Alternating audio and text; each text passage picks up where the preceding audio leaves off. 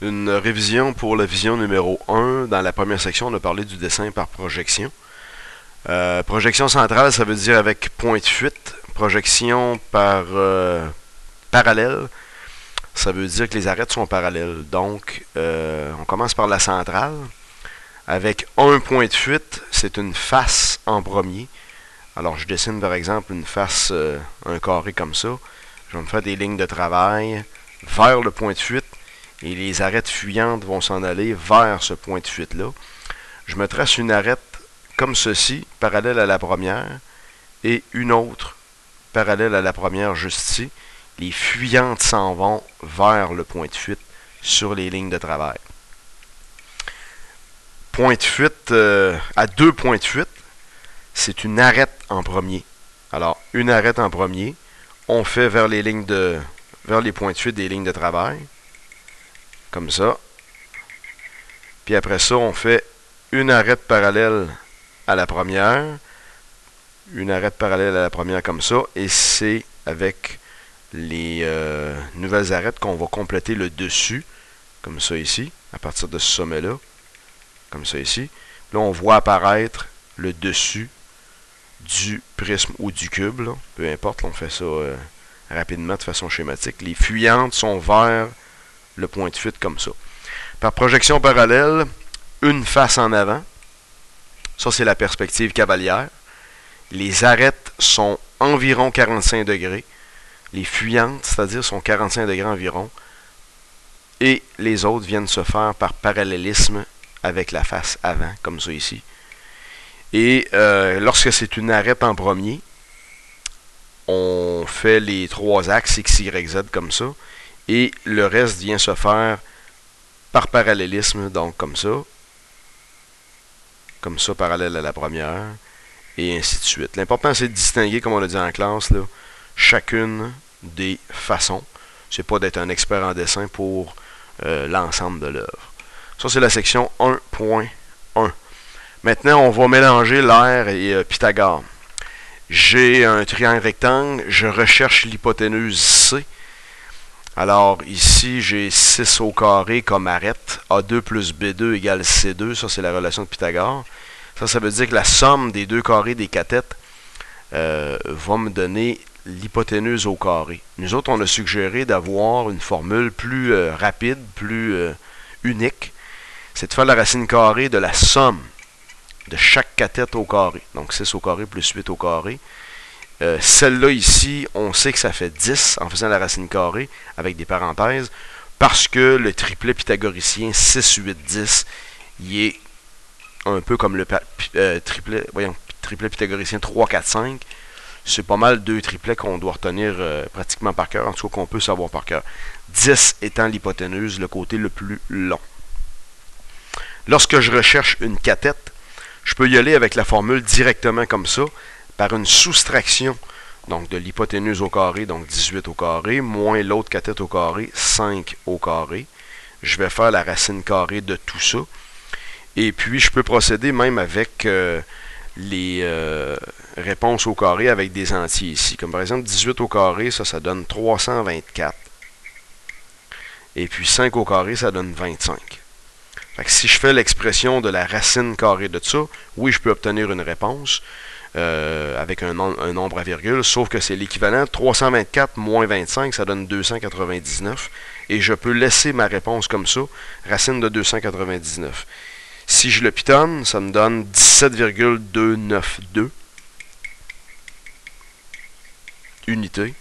Et c'est l'équivalent. Mais je peux l'exprimer comme ceci, on se souvient, parce que c'est un entier qui est en dessous de la racine radicale. L'exemple suivant, hypoténuse 85, cathète de 36, ça va être la question bonus. La réponse de ta cathète va donner un nombre entier. Tu m'envoies ça sur Edmodo, tu la calcules, c'est assez simple à faire. OK? Exemple suivant, j'ai à trouver le périmètre du triangle ABC. Le périmètre du triangle ABC, c'est ce côté-là, plus ce côté-là, qui mesure 24. OK? Celui-là mesure 20. Et j'ai à faire toute la longueur de ce côté-là ici. En haut, j'ai un triangle rectangle isocèle. Fait que le périmètre du triangle ABC, ben j'ai 20. Ça, c'est clair. Ensuite de ça, j'ai 24. Ça va. et je vais ajouter les morceaux qui manquent. En haut, pour trouver cette cathète-là, okay, dans un triangle rectangle isocèle, on recherche une cathète, on fait l'hypoténuse au carré divisé par 2. On extrait la racine de ça. L'hypoténuse au carré, ça veut dire 20 à la 2, divisé par 2, racine, donc c'est l'équivalent de 400 divisé par 2, donc c'est l'équivalent de racine de 200. Okay? Fait que racine de 200, je peux le placer juste ici. Ensuite, cette cathète-là, j'ai à rechercher une cathète. Alors, je fais l'hypoténuse au carré moins l'autre cathète au carré. L'idée là-dedans, c'est que 24, c'est l'hypoténuse dans le triangle BDC, là, celui qui est ici. Donc, j'ai 24 au carré que je peux noter. L'autre cathète, c'est celle-ci. OK, on vient de la trouver juste en haut, c'est racine de 200. Alors, je vais placer racine de 200, comme ça, à la 2, parce que la cathète est au carré. Racine carrée de tout ça. Alors, 24 à la 2, moins racine de 200 à la 2. 24 à la 2, ça donne 576. OK, je vais me replacer avec radical comme ça. Moins racine de 200 à la 2, c'est des opérations qui s'annulent, donc ça fait 200. Alors, c'est l'équivalent de 376. Racine de 376, ça se trouve être la réponse de ma dernière cathète. Donc, je vais ajouter racine de 376. Si j'additionne racine de 2 radicaux comme ça, plus 20 plus 24, ça va être un nombre normal à la fin. On va compiter ça, 20 plus 24 plus racine de 200 plus racine de 376. Ça donne 77. Périmètre final, 77,533. On n'oublie jamais ces unités. Un autre périmètre de triangle, celui-là est dans un plan quadrillé. Donc, je vais y aller avec les mesures horizontales et verticales. Celle-ci, 1, 2, 3, 4, 5 unités. Ça va. Ça mesure 5 unités. Je le compte. OK? Parce que c'est une mesure verticale. Par contre, les deux autres segments obliques, le côté AB et le côté AC, ces deux-là, je vais les faire avec Pythagore. Fait qu'à ce moment-là, je vais les positionner, par exemple comme ça ici, dans un triangle rectangle.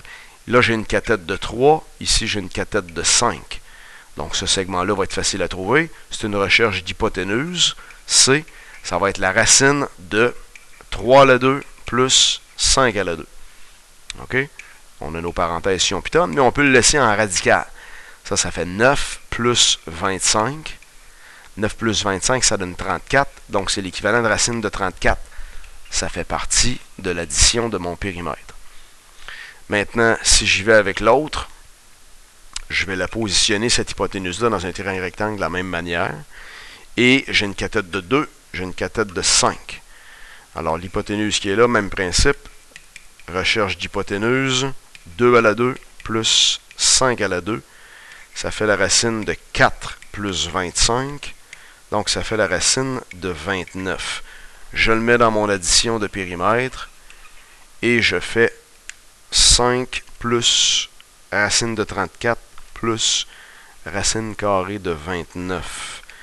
Ça me fait un périmètre final avec un nombre à virgule ordinaire de 16,216 unités pour le périmètre de ce triangle-là. Évidemment, je ne peux pas le laisser en racine, celui-là, parce que j'avais un 5, donc je le pitonne au complet de façon normale. OK, deux derniers exemples pour un calcul d'air, mais qui impliquent un Pythagore.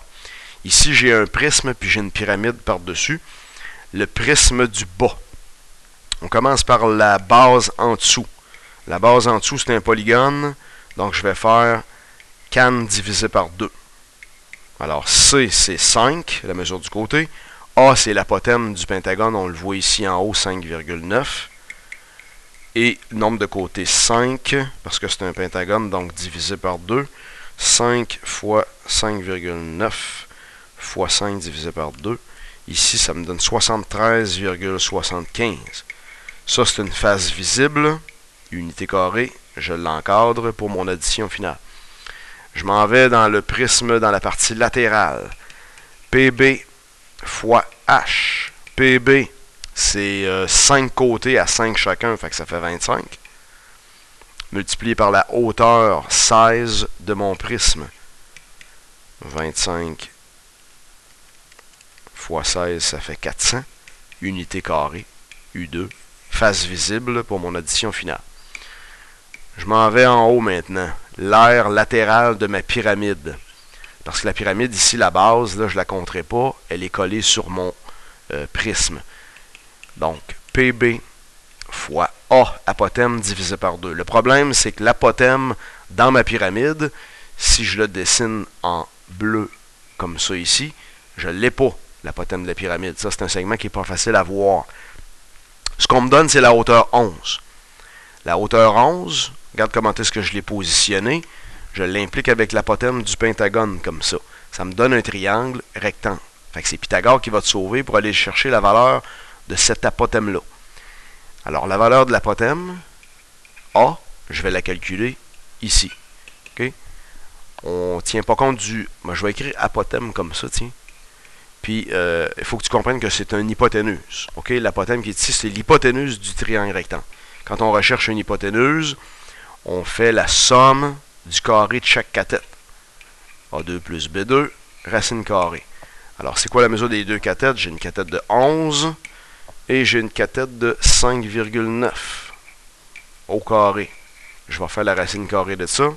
Ça va me donner ma valeur de l'apothème. 11 à la 2 plus 5,9 à la 2. On ferme la parenthèse. 12,482 unités. Là, j'embarque cet apothème-là dans ma formule juste ici. Fait que je recommence. PB, c'est le périmètre de la base. Ça veut dire 5 fois 5. 5 côtés à 5 chacun, 25. Multiplié par 12,482. Ça se trouve être l'apothème que je viens de trouver, divisé par 2. Alors, ça fois ça, divisé par 2. Ça me donne 156,03 unités carrées. Ça compte, c'est l'aire latérale de ma pyramide. Dans mon addition finale, je fais 156,03 plus 400 plus 73,75 R total final 629,778 unités carrées pour l'aire totale.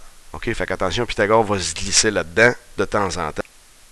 Dernier exemple, un cône, un cylindre et une demi-sphère en dessous. OK? Je commence par le haut. J'ai juste ici en bas un rayon de 3 pour la demi-sphère, donc c'est le même rayon ici. Fait que tu vois, Pythagore est impliqué là une autre fois. L'apothème du cône, qui est le segment oblique qui est ici, on peut le calculer avec Pythagore. Alors j'ai, ça je vais tasser ça un petit peu ici pour l'aire totale, j'ai à rechercher l'apothème. C'est une recherche d'hypoténuse, donc je me positionne de cette façon-là. A2 plus B2, c'est une somme. Il ne faut juste pas se tromper quand c'est une somme et une différence. Je recherche l'hypoténuse, je fais une somme. Alors j'ai une cathète de 3, 3 à la 2, plus une cathète de 8, parce que la hauteur est donnée comme ça, 8 à la 2. Ça donne l'équivalent de 9 plus 64, qui donne racine de 73. OK? Je peux le laisser comme ça pour l'instant.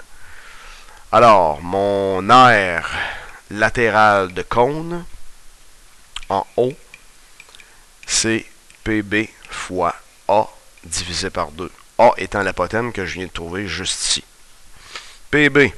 PB, c'est un cercle. C'est la circonférence du cercle. Le diamètre, c'est 6. Fait que c'est 6 pi. L'apothème, c'est racine de 73. On vient de le calculer juste en haut. Divisé par 2. Alors, je vais le calculer. 6 pi multiplié par racine de 73 divisé par 2. Mon aire latérale, 80,525 unités carrées. Ça, c'est l'aire latérale du cône. On s'en va vers l'aire latérale du cylindre. L'aire latérale du cylindre, PB fois H. PB, c'est la circonférence de la base.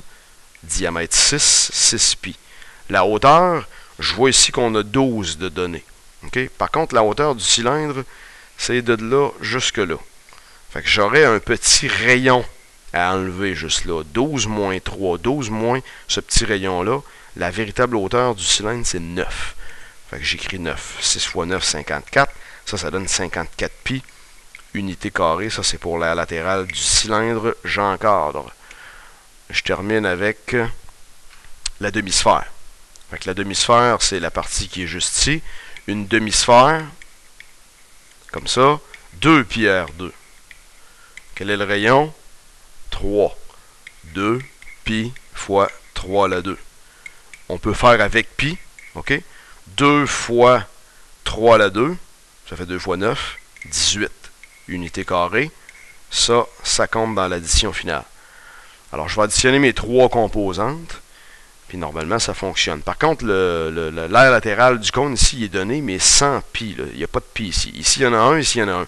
Ce que je fais, c'est que je le pitonne tel quel. Je fais 80,525 plus 54 pi plus 18 pi. Dans ce cas-là, je vais avoir un nombre à virgule normal. Mon aire totale sera de 306,72 unités carrées pour le prisme, pas le prisme, c'est-à-dire le cylindre, le cône et la demi-sphère. Fait que si tu veux m'envoyer la question bonus, tu l'envoies à Benoît Verret sur Edmodo et c'est le petit triangle que tu as vu tout à l'heure.